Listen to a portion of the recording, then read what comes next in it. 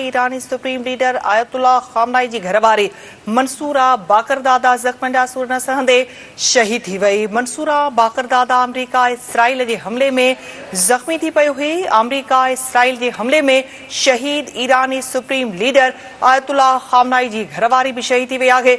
ईरानी supreme leader ayatollah खामनाई जी घरवारी मंसूरा बाकरदादा ज़ख्मनि सूर न सहंदे शहीद थी वई।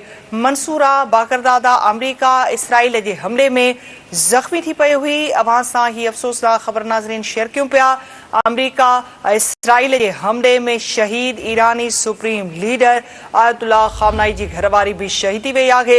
ईरानी सुप्रीम लीडर आयतुल्ला खामनाई जी घरवारी मंसूरा बाकरदादा ज़ख्मनि सूर न सहंदे शहीद थी वई। मंसूरा बाकरदादा अमरीका इसराइल के हमले में जख्मी थी पई हुई।